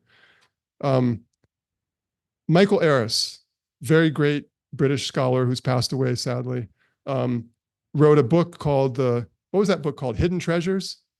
Was that the name of the book? Hidden Treasures and Secret Lives. And part of the book was about Pema Lingpa, who is the greatest treasure finder, really incredible figure in Bhutan. And he was someone who saw himself as the reincarnation of Longchenpa. And so he produced all these treasures that, of course, his claim was that he was revealing these treasures that came from people like Vimalamitra, Padmasambhava in particular, et cetera. And so that the actual composition of these went back to the 8th and 9th century India, with nothing to do with Bhutan and so forth. And what Michael Eris said at the beginning of the book, as I remember, was, okay, come on, we all know what's really happening here. We all know that this guy is a very charming, charismatic rogue. I think he's even said that, or charlatan or something like this. And he just made the stuff up. And he credited it back to India and these 8th century, 9th century figures for authenticity and legitimacy. In fact, he was a very skilled craftsman, we know that. And so he made these things up that he claimed were objects that came from the imperial period past. And the whole book kind of unfolds like that. And I mean, I have great respect. I did not know him as a man. I had great respect for him as a scholar. And that book I thought was just, no. I thought it was such a bad book. Why? Because there's so many ways it's wrong. The book just did not respect at all the nature of the fact that the Bhutanese understanding of self, the Bhutanese understanding of reincarnation, the Bhutanese understanding of time and historicity, and so many other things is not Michael Eris's British white guy's thoughts in the latter half of the 20th century. And so to just say, don't we all know this? And then collapse that difference struck me as just incredibly deeply problematic and imperialistic. So at the same time, to just say like, oh, I'm not going to say anything at all about this issue because it offends religious sensibilities, just like it does in Mormon. I mean, Mormons have their own story, Jews have their own story, Muslims have their own story. They all have their own story, just like Tibetans have their own story. We just have a tendency to like dismiss everybody else's stories and accept our stories. So I guess what I'm trying to say is that these traditions and texts are inherently a product of Tibetan lives and Tibetan soil and Tibetan land, in my perspective. And that does not mean that I'm going to say something like Michael Eris, because our subjectivity is not their subjectivity. Our sense of life and death and identity and the reality of vision and the reality of emanations and so forth is not theirs. And I don't prioritize what used to be mine over Tibetan understandings of the world and self and subjectivity and life and death. All I want to say is reclaim the agency and the beauty and the profundity of those Tibetan lives that somehow get lost when we tell these simple stories about, oh, it's an Indian origin tradition and so forth. So I'm not sure if that helps, but it's really a complex question, and the answer is nuanced. Yeah, thank you for the answer.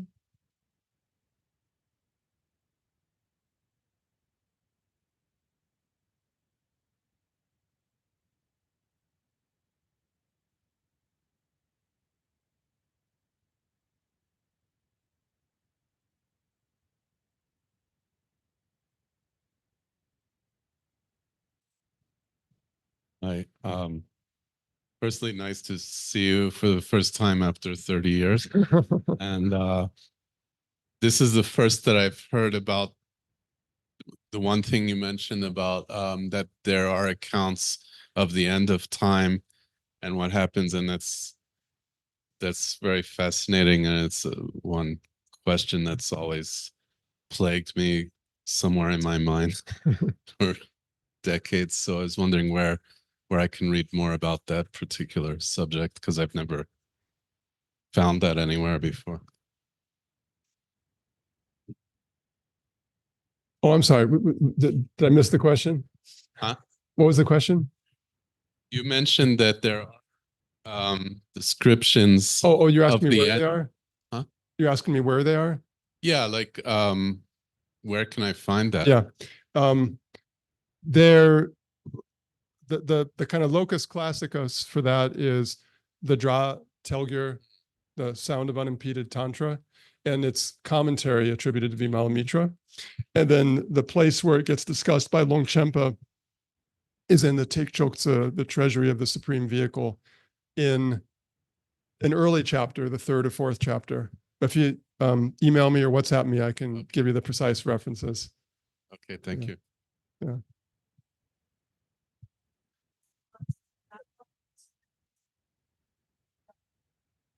Because there were some questions still online. If maybe like about four. I can give a short answers. I mean, yeah. I do short answers. All right. So then the first question is, what is the difference between Rigpa and Buddha nature? Oh, yeah. Yeah. So that's not a short answer, but I'll give you just a really short couple of thoughts. So one thought is when I think the question would be like, they use this word, the ground or she, and then they have the word Buddha nature, and then they do use the word Rigpa or awareness. And sometimes when they say the ground, which is another way of talking about Buddha nature, is empty in essence, radiant in nature, pervading care. Those are the three aspects of the ground. It's the three aspects of Buddha nature. because it's the Buddha natures, Dharmakaya, Sambhogakaya, Nirmanakaya. When they say that, sometimes they gloss the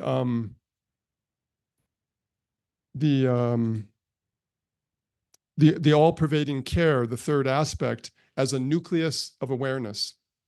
And so sometimes I think that really the third category is also about intelligence or awareness, that reality is empty, it's radiant, and it's aware, it's intelligence. And sometimes that comes out in the tradition when they talk about the relationship of the expanse, the dhatu, the dharma dhatu, and rikpa, or awareness.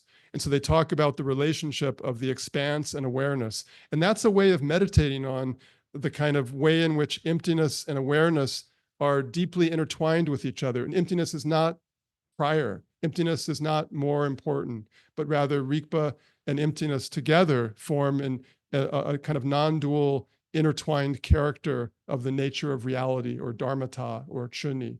So the other thing I'll say is that when they talk about the Buddha nature in the heart, in different contexts, they will synonymously use the word rikpa, or awareness.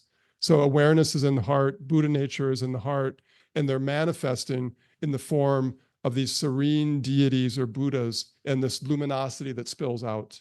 So next question. Why did you come to Nepal in the first place? Yeah. Well, I came to Nepal in the first place because when I was 21, I finished my undergraduate education and I was like a deadbeat. I had no plan. And so I was thinking, God, what should I do with my life? And I thought maybe I'll go to creative writing school. Maybe I'll go study continental philosophy, or maybe I'll study Buddhism. But I never met a Buddhist. I took 2 introduction to Eastern religions classes. I didn't really know anything. And so over the years, somehow I read Lama Govinda's The Pilgrim of the Way of the White Clouds.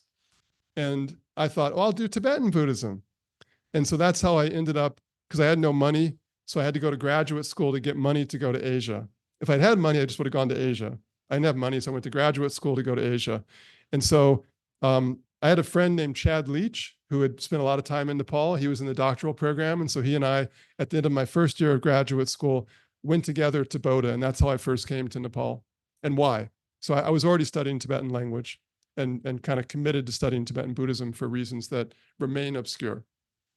I was not one of these weird children who's like, Himalayas, no mountains, Buddhas. Just didn't occur to me. But, you know, from the age of 21, it became a passion. So question 3. What is the evidence for Padmasambhava as a historical person? Well, you know, Jake Dalton back there in the back would be a much better person to answer that question. I mean, there's been a lot of research, and it's probably not a question that's like super interesting to me. I mean, it's interesting for sure, but it's not a question I've done any primary research on. My interest has been more in Padmasambhava as he appears in the 11th century, 12th century, 13th century, 14th century onwards, rather than kind of delving into the historical materials about who this figure was and what his profile was. What I will say is that most of our evidence towards him in the very early times points to someone who's strongly associated with Maha Yoga and ritual subjugation of land-based deities and so forth. And his strong correlation or connection to Dzogchen is really more of an evolving development over time. The other thing I'll say is that the treasure tradition is not dominated by Padmasambhava at all. That is also a process over time. He becomes dominant by the 14th century, but in the time period, which I do a lot of work in the 14th century because Longchenpa was my original love, but in the 11th and 12th century, Padmasambhava is not more important than other figures. He's not more important than Vimalamitra, for example. So that development over time is more what I've focused on, and less like what are the little pieces of information we have about him in the very early time of like late 8th century, early 9th century. 4th and final question. Is this the final one? Because since then, 3 other questions have appeared. What? Since we Oh. announced that there were 4 questions, Okay. 3 more questions appeared online. Okay, I can answer if you want. Yeah? Yeah. All right. Thank you very much. Can you please say more about your 20 years in Tibetan communities? About what? Your 20 years in Tibetan Oh. communities. Yeah. Well, I'll say that almost all my main teachers, except for my first teacher, have been Dzogchen teachers in one form or another. My first teacher was actually a Gelugpa Geshe, Geshe Lundrup Supa, who was a very great Gelugpa Geshe who read Dzogchen texts with me, but he was definitely not a Dzogchen teacher. So, so one of the things that really impacted me in all of my teachers, for example, Khenpo Sarachodrak, a very great Khenpo from Dzogchen Monastery, or Khenpo Tsenam, the great Derge figure who was a doctor and Tibetan Lama in Lhasa in his later years, or Khenpo Jigme Punsok from Larungar, or even Khenpo Achuk, who I briefly studied with in Yachengar. What really impacted me on all of those figures was they were profound agents of social change, profound agents of social benefit to others. In fact, going back to that question that you asked me about Vimalamitra and so forth. So my teacher, Khenpo Jigme Punsok, was the most famous treasure revealer, I think, of the latter part of the 20th century. And when I first heard about him, it was all these stories about, oh, he's, texts are coming from the air and he's having these past life memories of Padmasambhava and all these other things and so forth. But when I came to meet him and I came to know his students and hear his stories and so forth, the thing that left the deepest impression on me was after the Cultural Revolution, when so many Tibetan people were so unsettled because of death and disruption and so forth, he traveled all across Tibet and he reconnected these communities to their densely Tibetan and Buddhist realities, not by saying, hey, study Madhyamaka Alamkara, or do this meditation practice, but rather he told stories.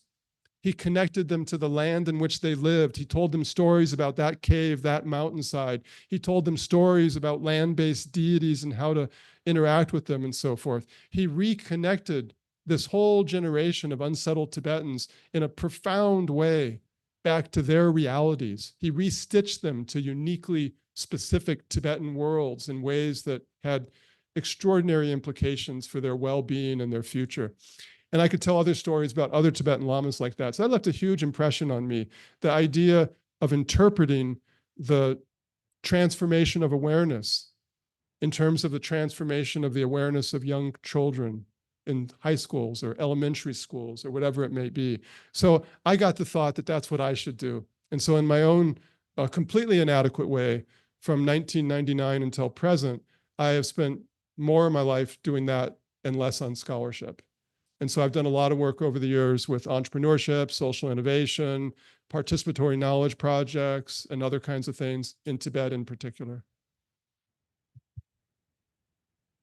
Thank you. Then the next question is, just a second. Can you please say more about the influence of Kala Chakra on the Great Perfection and any references to follow this up, please? I am particularly interested in cosmology.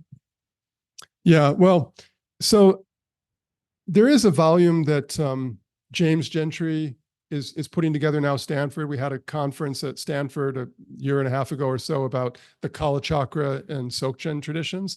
And so he's creating a volume, I think with Michael Sheehy, out of those papers. And so that should come out maybe in another year and a half and so forth. So that'll be one place to look. I don't know that there's a whole lot that's been written that's good and substantial about the subject. But to me, the Kala Chakra, it's really important to understand that people think the Kala Chakra was just born and it's a static thing. It's not a static thing. It's changing constantly. And so Kala Chakra was an Indian thing in origin for sure, but it was in Tibet from a very early time. And its development as a real tradition in Tibet is a product of those 1,000 years. And it's constantly changed over time. And I think the Kala Chakra clearly has been influenced by Dzogchen, without a doubt. Over that 1,000-year history. But when you look at the 11th century and you see that the Kala Chakra is being transmitted inside Tibet, and at the same time you see the Dzogchen Nyingtik tradition emerging at the same time period, you see some very stunning parallels that clearly reflect a lot of entangled influences.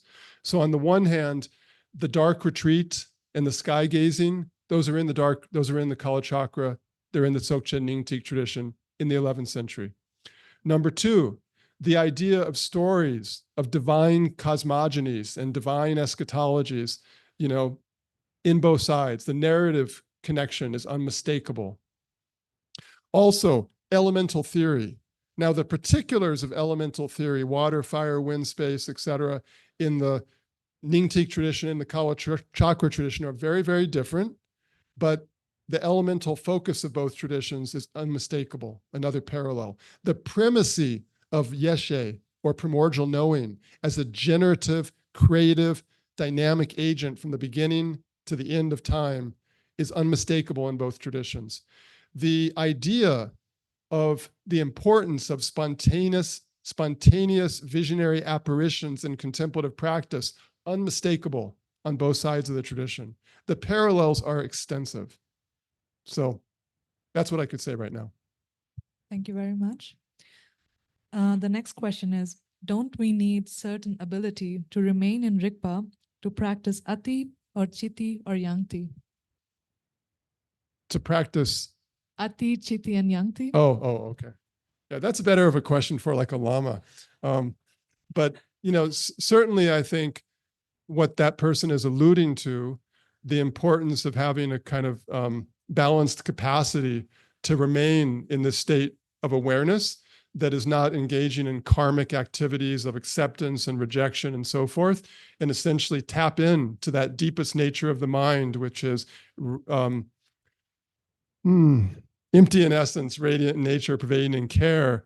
And also, I think Ratna Lingpa in the 15th century adds, and vast in wisdom. He has a fourth one.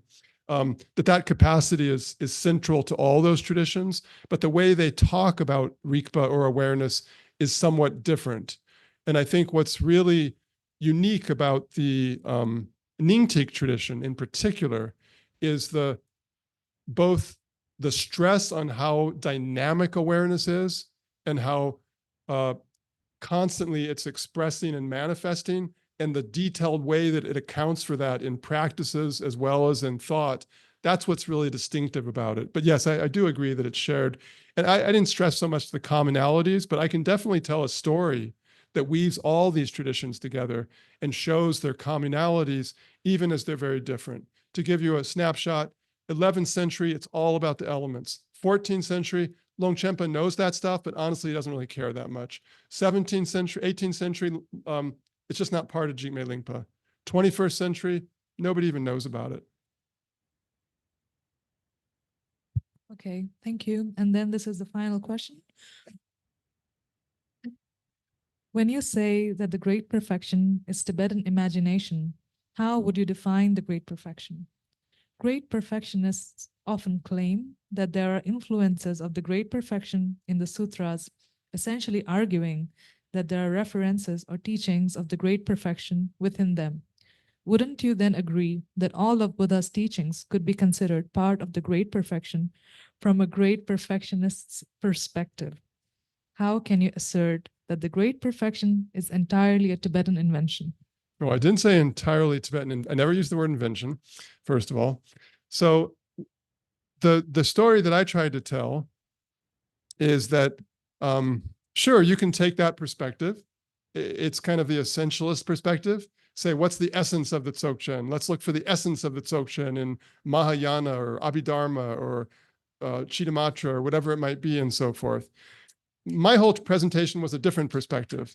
It was a one that says, yeah, nothing wrong with doing that. A lot of lamas these days will say, let's go for the essentials, let's go for the nature of mind and so forth. All this stuff isn't necessarily important. I happen to think it's very important. The entirety of the tradition. And Tibetans obviously agree with me because they spent a lot of time and energy, not just writing books, but also living lives and oral embodied transmissions and so forth. They obviously agreed with me that this was important. It was important to them. This full dimensionality of the tradition that isn't just about the essence that you can find in Prajnaparamita or Yogacara, luminosity of mind, or Madhyamaka critiques and so forth. This full dimensionality, the stories they told, the cosmologies, the ethical systems, the initiatory practices, the elemental theory, the intricacies of thought, the way they thought about the body's channels, the way they discussed the nature of the relationship of an ordinary mind to an extraordinary mind, their accounts of Buddhahood, their accounts of dying, like those things mattered to the greatest Tibetan lamas in the history of the tradition. And so that's one response. The second response is, I totally agree, which is in the sense that I think the Dzogchen Nyingtik tradition is not entirely born of the Tibetan imagination. Like, it would not be possible without the Indian imagination and the Indian embodied reality of Indian Buddhism in all these different dimensions, in monastic living, in tantric siddhas lives, in the Prajnaparamita discourses, and the practice of shamatha and vipassana. All these things from India made possible what Tibetans did with Dzogchen. So I would never say it was entirely the product of the Tibetan imagination, but it was born as this synthetic retelling and reimagining and re-embodying of all these different strands of Indian Buddhism on Tibetan soil, in a Tibetan space, in Tibetan hearts and minds and so forth. And there's nothing more profound in India than you're going to find in Tibet, period.